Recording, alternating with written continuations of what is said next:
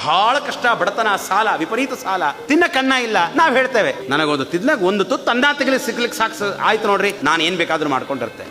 ಮನುಷ್ಯನ ಆಸೆಗಳು ಅಂದ್ರೆ ಏನ್ ಗೊತ್ತಾ? ಬಿಸಿಲುಗಾಲದ ಒಣಗಿದ ಭೂಮಿ, ಬಾಯಿ ಬಿಟ್ಕೊಂಡ್ ಬಿಟ್ಟಿರ್ತದೆ ಭೂಮಿ. ಒಂದ್ ಹನಿ ನೀರು ಸಿಕ್ಕದ್ರೆ ಸಾಕು. ನಾವ್ ಹೇಳ್ತಿರ್ತೇವೆ ನಮಗಿಷ್ಟಾದ್ರೆ ಸಾಕಪ್ಪ, ನಮಗಿಷ್ಟು ಕೊಟ್ಬಿಟ್ರೆ ದೇವರು ಸಾಕು. ಸಾಕಾಗೋದಿಲ್ಲ, ನಮಗೆ ಸರ್ವಥ ಸಾಕಾಗೋದಿಲ್ಲ. ಒಂದು ಭಗವಂತ ಸುರಿಸ್ತಾನೆ, ಆಯ್ತು ಇವರು ಇಷ್ಟು ನೀರು ಕೇಳ್ತಾ ಇದೆ ಅಂತ ಆ ಭೂಮಿಯ ಮೇಲೆ ಒಂದು ಮಳೆ ಸುರಿಸಿದ. ಅದು ಎಲ್ಲಿದ್ದುವೋ ಏನೋ 100 ಹುಲ್ಲುಗಳೆದ್ದು ನಿಂತಿರ್ತವೆ. ಮನುಷ್ಯನ ಆಸೆಗಳಷ್ಟೇ. ನಮಗೇನು ಆಸೆ ಇಲ್ಲ ರೀ, ಏನು ಆಸೆ ಇಲ್ಲ. ನನಗೆ ತಿಂಗಳಿಗೆ 10,000 ರೂಪಾಯಿ ಸಂಬಳ ಸಿಕ್ಕರೆ ಸಾಕು. 10,000 ಸಂಬಳ ಕೊಟ್ಟು ನೋಡಿ ಅವನು ತೃಪ್ತವಾಗುವುದಿಲ್ಲ. ಅದರ ಜೊತೆ ಇನ್ನೊಂದು ಬೇಕು. ನೆಕ್ಸ್ಟ್ ಭಗವಂತ 10,000 ರೂಪಾಯಿ ಸಂಬಳ ಬರ್ತಾ ಇದೆ, ಇರೋದ್ರೊಳಗೆ ಒಂದು ಮನೆ ಮಾಡ್ಕೊಂಡ್ಬಿಡೋಣ, ಒಂದು ಚೆನ್ನಾಗಿರೋ ಕಡೆಗಿರೋಣ. ಬೀದಿಯಲ್ಲಿದ್ದ ಇವನು ಯಾವುದೋ ಒಬ್ಬರ ಮನೆಯೊಳಗೆ ಬಂದು ಬಾಡಿಗೆಗಿದ್ದ. ಅಯ್ಯೋ ಅವ್ರ ಮನೆಯಲ್ಲಿ ಇರೋದು ಬೇಡಪ್ಪ, ಇನ್ನೊಂದು ಬಾಡಿಗೆ ಮನೆಗೆ ಹೋಗೋಣ ಅನ್ಕೊಂಡ. ಆಗ 10,000 ಬಾಡಿಗೆ ಕಟ್ಲಿಕ್ಕೆ ಬೇಕು. 10,000 15,000 ಆಗಿಬಿಟ್ರೆ ಸಾಕು ನೋಡ್ರಿ, ಅಲ್ಲಿ ಬಾಡಿಗೆ ಕಟ್ಕೋತೇನೆ, ನಾನು ಜೀವನದಲ್ಲಿ ಇರ್ತೇನೆ.